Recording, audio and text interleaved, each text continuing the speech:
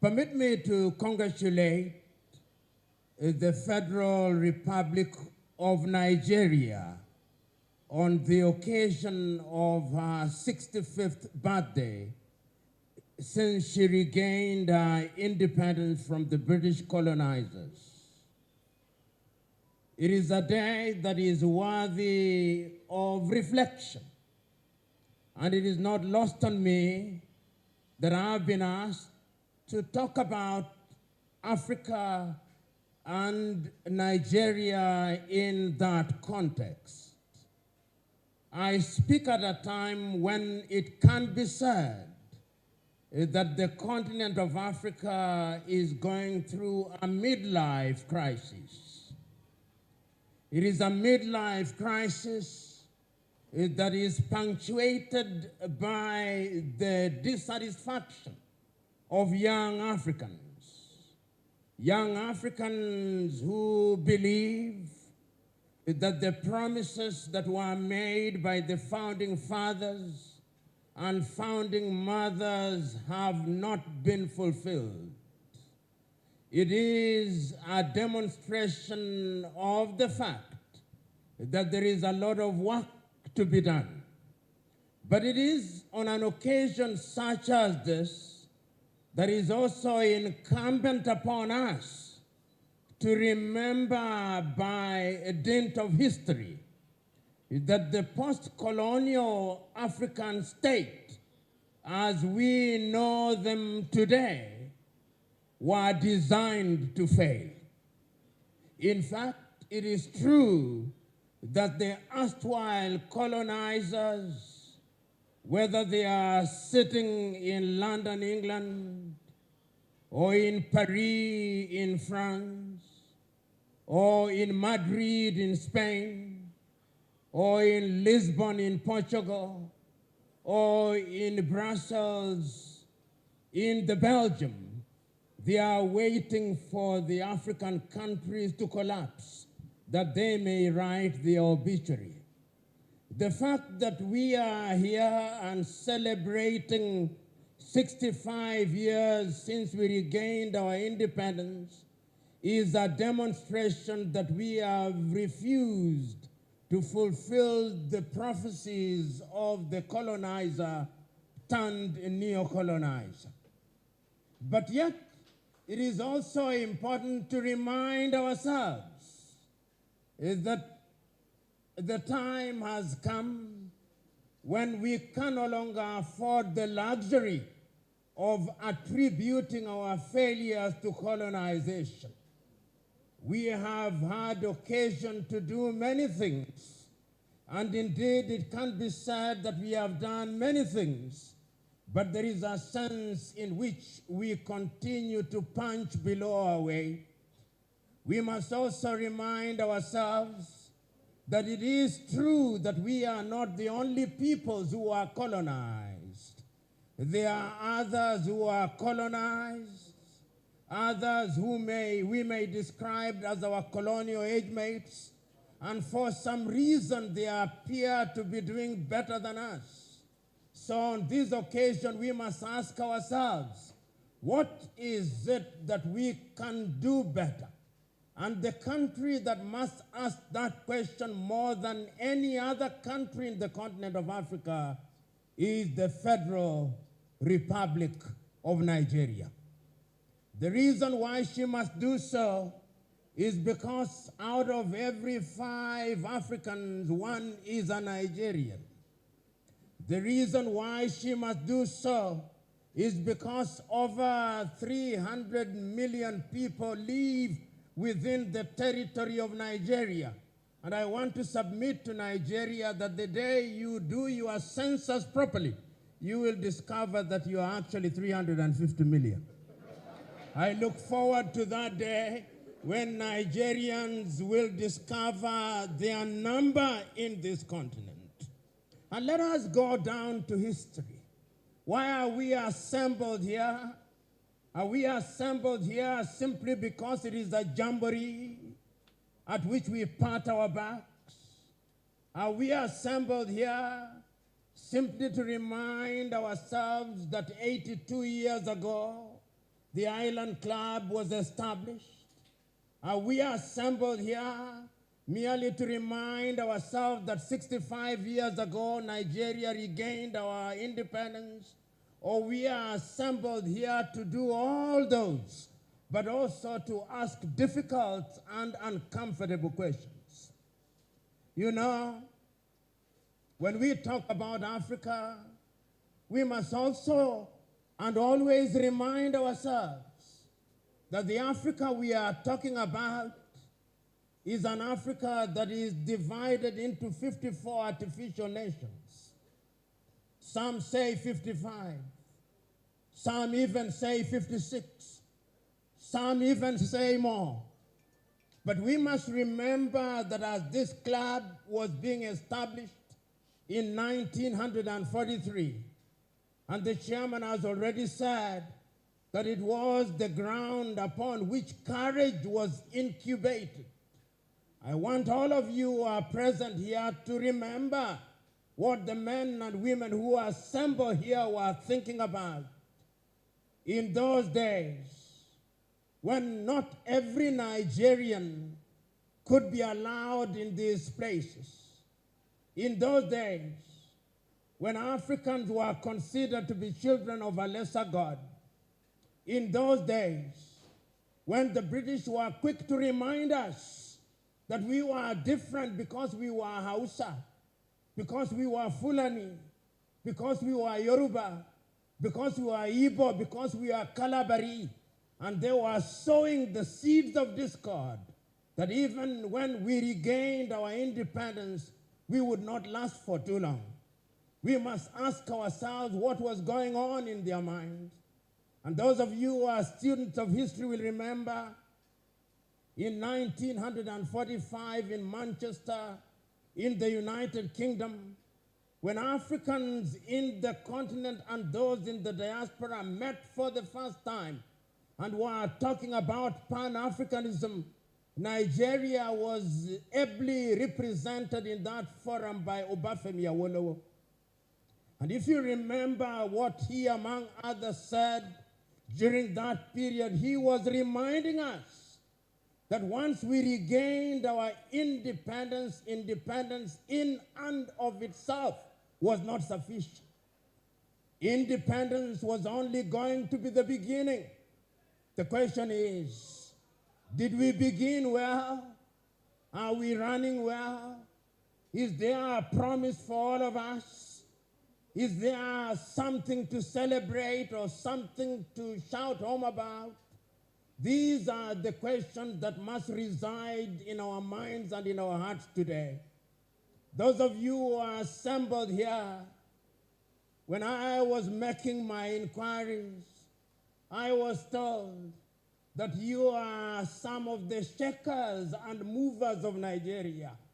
The question that you must ask, what are you shaking and what are you moving? If you are shaking something, is it something that is going to benefit Nigeria? You must remember, is it your own Chinua Achebe who said that the man or woman who shakes the Iroko tree only ends up shaking his buttocks? Is it your buttocks that are shaking or you are shaking Nigeria? These are the uncomfortable questions that you must face. And you know,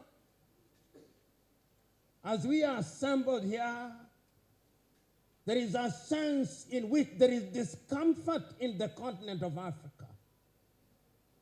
We are assembled here in Nigeria, but Africa is not at ease.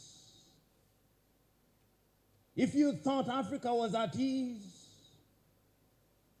go to the Sahel. The insurgency is there.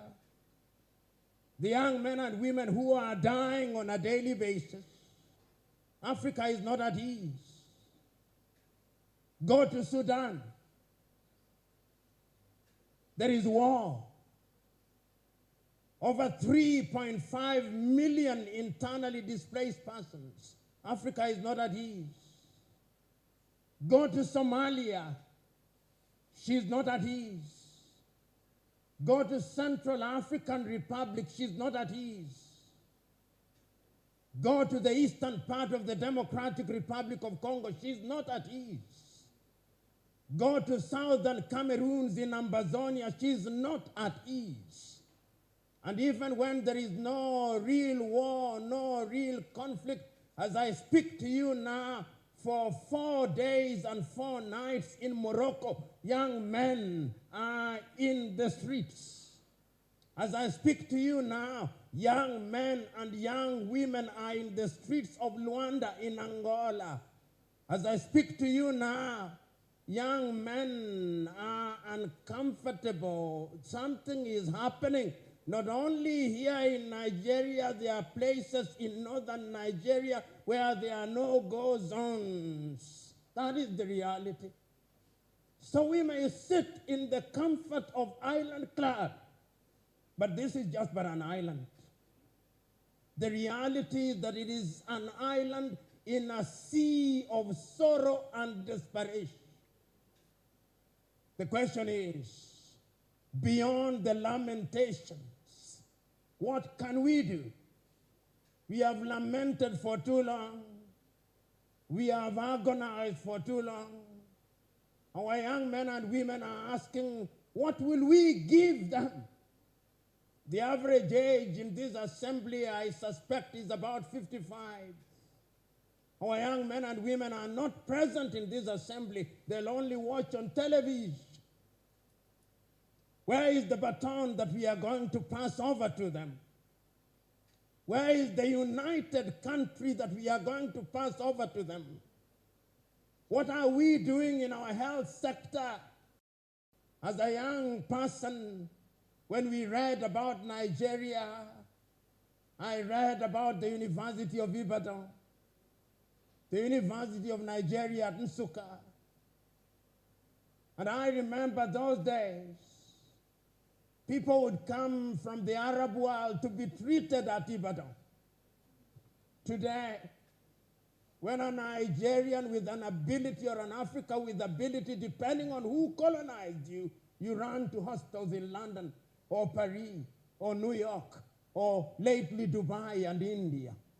Yet in the intervening period, we have produced doctors in the thousands. Where did we go wrong? Today, as you drive across the continent of Africa, we may talk about the good roads, and I saw some beautiful roads in Akwa Ibom in Uyo. Beautiful. But who constructed them? If it is not Chinese, it is Europeans. In the intervening period, we have produced civil engineers whom, if you do not address as an engineer, he'll have a quarrel with you. What became of us? These are the questions which are uncomfortable, but we must ask. I'm booked in a hotel room here in Lagos. When I look at the free water that is given to me, bottled water, it is Evian, a product of Coca-Cola in Lagos, Nigeria, Africa's greatest country, even water. And it's not only in Nigeria, it is in Nairobi, Kenya, it is in Accra, Ghana, it is everywhere, even water, 65 years after independence. When I ask for coffee, I get coffee Nescafe from little Switzerland. That is the state in which we are. What went wrong? Those who love Africa are asking. These are the uncomfortable questions that we must ask. Because if we don't ask them, we'll not get an answer. So we are here to remind ourselves that there is work to be done. How is it that when I was a high school student, the literature that I read was Wole Soyinka with The Road and the Interpreters, with Kongi's Harvest, It is Flora Nwapa that I read with the Furu. It is Chinua Achebe that I read with Things Fall Apart, No Longer at Ease, Antilles in the Savannah. It is Eleki Amadi that I read with The Concubine. Today, when I travel across Africa and I ask, do you know Chinua Achebe? Do you know Wole Soyinka? No, they don't. What happened to us? When I read history, we were taught about Nnamdi Azikiwe, and we called them even in Nairobi, Kenya, Zik of Africa. We are taught about Sir Ahmadu Bello, Abubakar Tafawa Balewa, Obafemi Awolowo. Later we learned about Olusegun Obasanjo. Agui Ronzi, whether you like them or not is a different debate, but we were taught them. Today, you go to the capitals of Africa, you go to Benin, and you ask the Beninois, who is the president of the Federal Republic of Nigeria, 8 out of 10 do not know and perhaps do not care. What became of us? Why is it? Last week, there was the United Nations General Assembly. Even when the President of the United States of America was insulting everybody, African leaders sat there. But when their fellow African head of state is talking, they are busy doing other things. Who cast us? Who bewitched us? These are the uncomfortable questions that we must ask here. We have been too nice to each other for too long. The net effect is that if you go into any African environment, if you go to any African school and you ask young men and women, do you want to leave Africa? 9 of them want to run away. That is why they are dying in the Mediterranean Sea. That is why they are dying off the coast of Senegal. That is why they are being humiliated at embassies. You go to the embassy of any Western country, in any African country, and you'll see the humiliation. They ask you, even your great-great-grandmother, who died long before you are conceived as an idea. Those are the circumstances in which we find ourselves. On average, many of you who are present here, allow me to be morbid, in the next 40 years, you'll be upstairs. The question is, what are you leaving for your children and children's children? What is it? These are the questions. These are the uncomfortable questions that we must ask. And these questions must be answered by Nigeria primarily.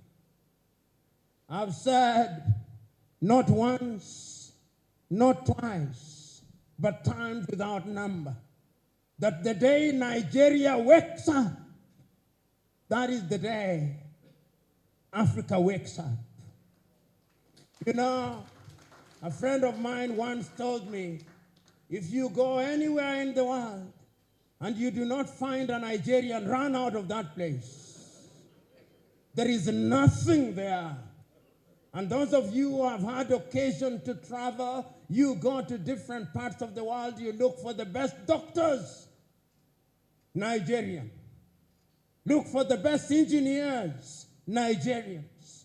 Look for some of the best lawyers, Nigerians.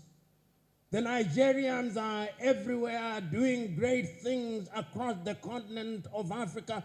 And whenever Nigeria has decided to provide leadership, Africa has changed. You ask the Liberians with ECOMOG.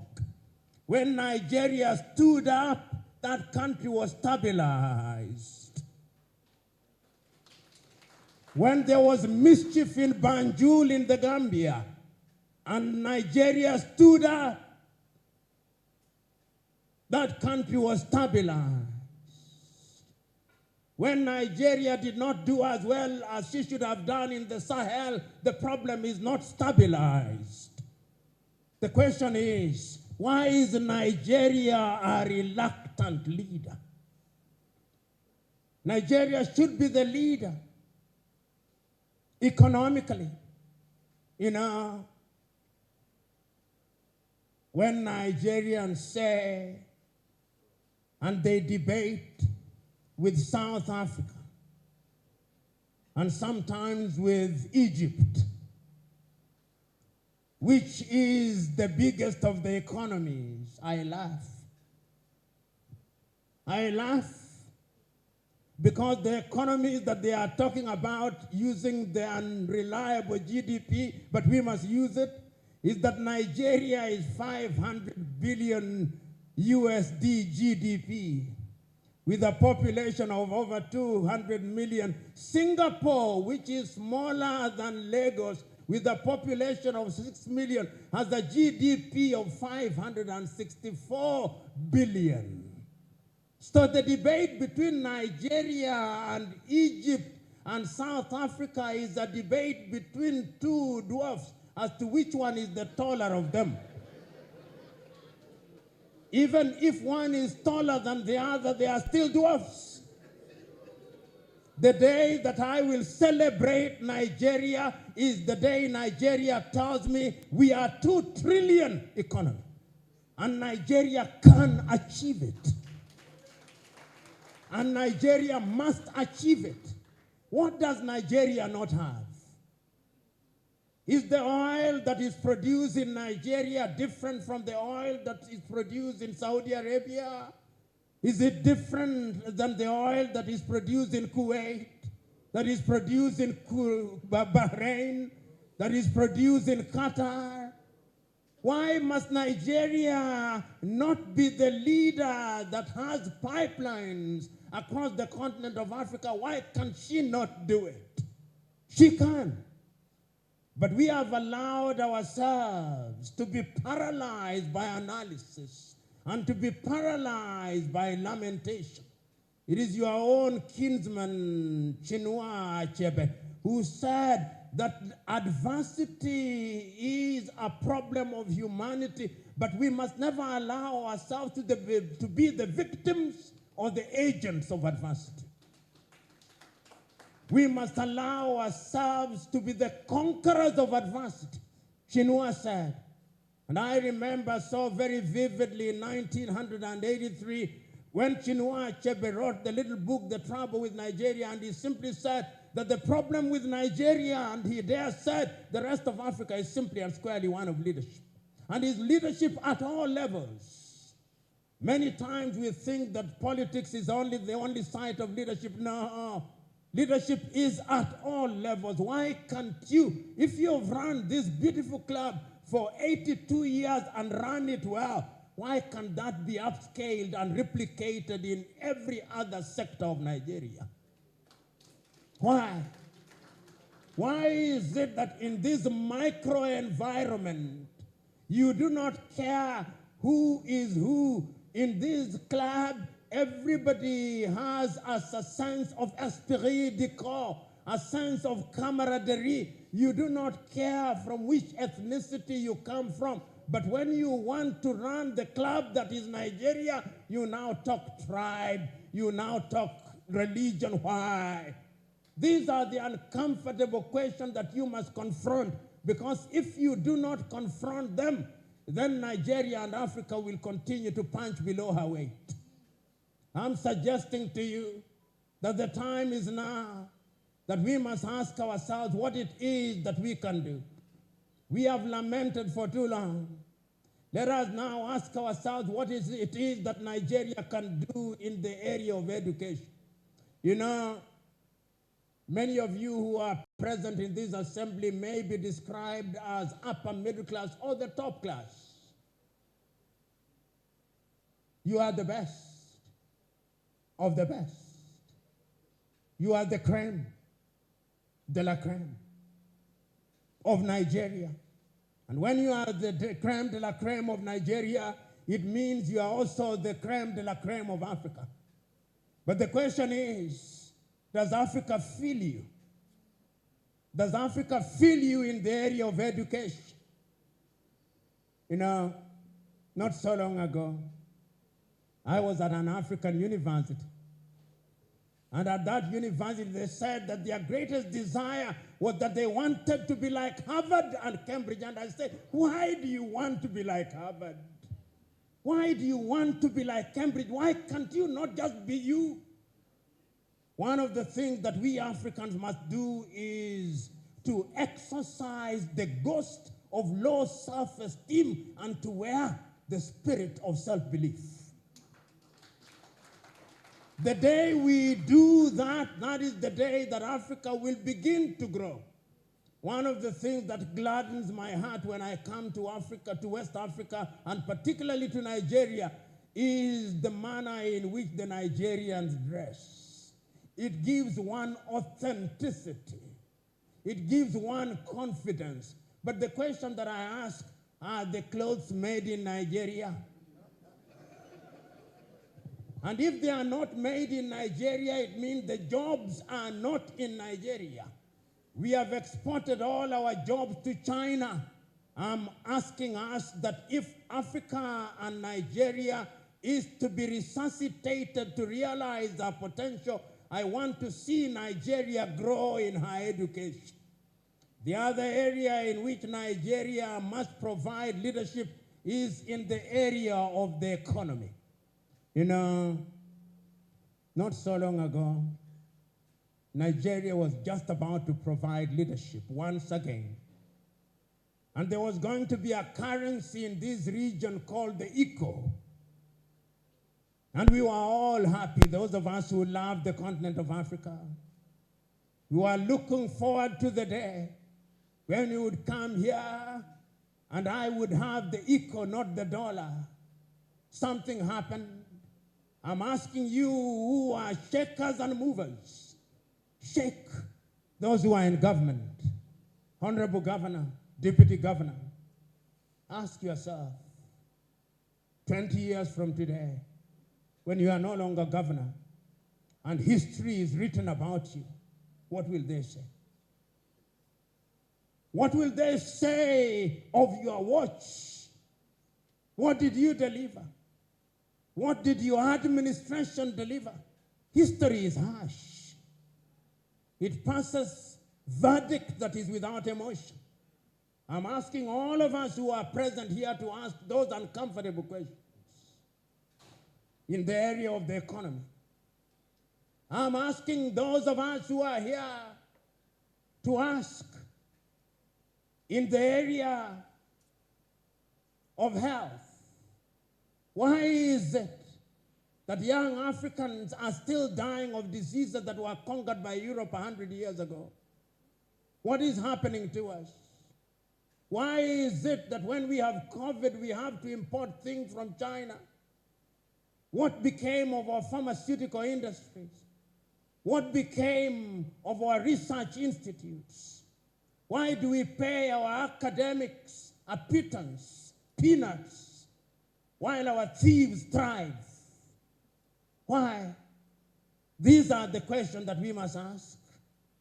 We are talking at a time when we are talking about the Africa Agenda 2063 and Africa Continental Free Trade Area. What are we going to trade in if we are not manufacturing? A friend of mine, whom I met when I was being brought to this site, former military general, as we were moving, for some reason he said about electricity, that electricity in Nigeria is epileptic. And it is epileptic indeed. Not only in Nigeria, everywhere. There is not a single place that you travel to Africa in today and you are in a hotel room, within 1 hour electricity has gone. Electricity is not rocket science. But for some reason, we are unable to supply stable electricity. Who cast us? Who bewitched us? That we cannot do what must be done. These are the questions. Ladies and gentlemen, I know it ought to be celebration, but how can I speak the language of a wedding at a funeral? I refuse to do so. And I'll not speak for too long either, because the issues that I'm raising are known. They are known because they have been spoken about. They are known because your former leaders have spoken about them. If you look at the writings of your former presidents, the statements of your politicians, the writings of Olusegun Obasanjo in his book, My Watch, he says, among other things, that potential is nothing if it is not realized. I look at the early statements of Sahamadu Bello, the early statements of Obafemi Awolowo, the early statements of MKO Abiola, the early statements of the two Ojukus, the father and the son. And I ask myself, what can we do now? And I know what we can do.